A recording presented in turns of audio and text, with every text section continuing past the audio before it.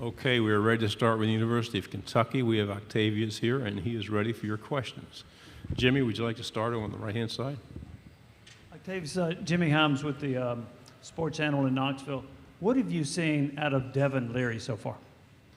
Just so far, I've definitely seen huge strides in his footwork and his mentality as far as wanting to learn the playbook and just getting out there and just really wanting to play the game of football. He's a big football guru, but his passion for his technique and the playbook is definitely taking huge strides. Have you seen any similarities between him and Will Levis? For sure. I definitely say there's a lot of similarities, but they're also definitely different. Like I said before, his footwork and I like the whip he has on the ball and just his mentality as far as learning the playbook and those strides that he wants to take, I see the Will Levis side of him. You have a question? Okay. Kennedy Wright with CBS 42. What do you say to those who say that you guys have one of the hardest schedules out this upcoming season? Honestly, I feel like that's the only way to do it in the SEC. You're going to play the best all the time, so you might as well just set up a schedule like that just to get your feet wet and just see what your road's going to feel like, to see what the path's going to feel like. We got a couple good games before we head into SEC play, so we'll definitely see how we're going to play during the SEC-type games, but it's always, any game we go into is week by week, so we'll see how it goes. Back row. Dan Peck, ESPN 106.7 in Auburn. Justin Rogers transferring to Auburn, your teammate from Kentucky. What can you tell us about the player Auburn is getting in Justin Rogers? You're definitely getting a playmaker. In and out of on the football field, the film room, you're getting a playmaker. On the field, you're definitely getting a playmaker. He made huge strides last year. Just his technique-wise took very huge strides. We all play under the big triangle of Pete Davidson. Not Pete Davidson, Coach Pete. He coaches a lot of defensive line things that we all learn, and Auburn runs the same as us. So I feel like he'll play good in that defense, so you guys got a good athlete. Front row. AP Stedham, AP and Kelly, as we see it, syndicated radio. Octavius, when you reflect on last year's defense, what would you like to see done a little bit better for you individually, in your unit group, and the entire defense?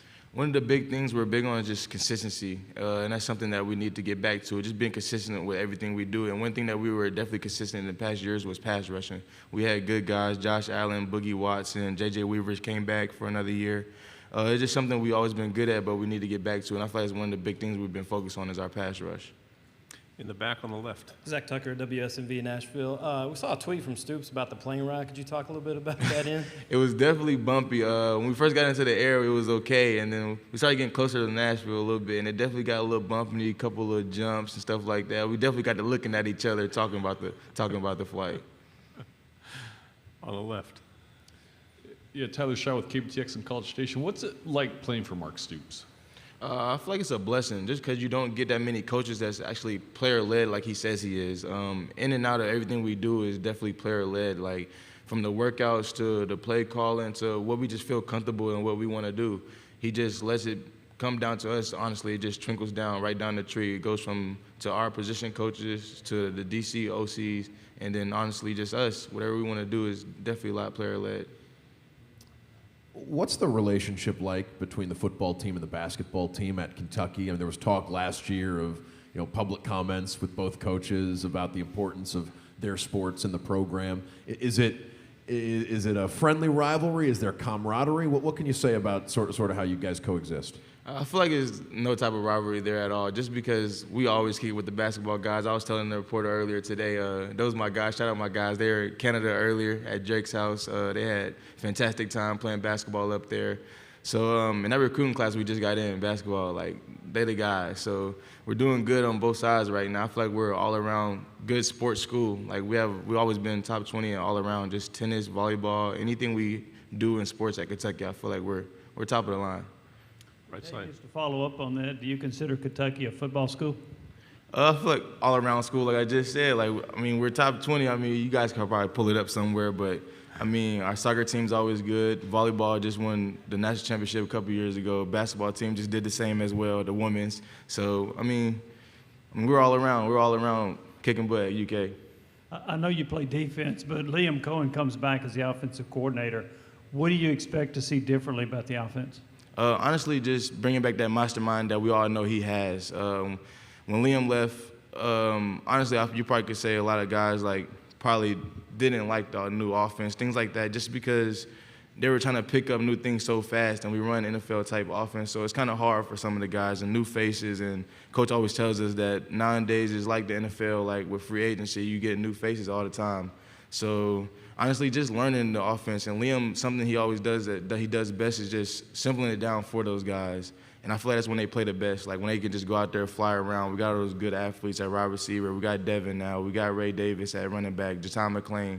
Just letting those guys go out there and really play ball. Left side. Kennedy Wright with CBS 42. I know you're from Kentucky, but were you a Kentucky fan before you committed to the school? Honestly, I wasn't really a big fan of like any college team. I was really open in the whole entire process. It just made it a +1 coming to my home state school, and it's definitely a blessing too. We don't have an NFL team there, so I feel like when you get to Big Blue Nation, like the fan base is Big Blue Nation. They're all around Kentucky, so. And what was your wow, like this is real, surreal moment your freshman year? Honestly, probably say that first night on campus when my mom left me. When my mom left me and I went to sleep, it wasn't even just that I missed her so much. It was like, I probably say I woke up like 3 in the morning and I just walked outside and I was like, wow, my mama just let me walk outside, but she wasn't there to tell me to come back inside. So I was like, oh, I'm really grown now. To the right. Haley Castillo, Southeastern Conference. So we have a lot of athletes here this week representing their schools and their programs and their teams. And as someone who's representing UK, what do you hope for your teammates to learn from you this season and to take with them in the future? Just to punch the clock. Every morning you wake up, just go punch that clock. And that's something Coach Stoops always big on us. Like, just wake up every morning, just punch the clock. There's nothing else for you to do. We're there to play football and academics. So every morning you shouldn't have no excuses, anything like that. If you wake up ready to go, you should be okay. And I feel like that's something my teammates should take from me, just the mentality I had to, whenever you wake up in the morning, get better. Just always get 1% better. That's all you have to do, just 1% better than the next man. Final question on the left. How do you describe the Kentucky-Louisville rivalry to people who maybe aren't all that familiar with the state or the history of it? I definitely say it's one of the best rivalries in college football just because red, blue, right down the street from each other, no NFL team, like I said. So when you come to Kentucky, that's one thing about my family. We're military, so moved from Fort Polk, Louisiana to Radcliffe, Kentucky, right outside Fort Knox. And when we first moved, it was like a big thing for us to pick Louisville or Kentucky. And we actually picked Louisville, which is crazy. I'm at Kentucky, but it's just a big rivalry. I feel like everybody in the state knows about it. It's a game everybody wants to be at, and there's always great energy behind it. Great job. Thank you very much. Thank you.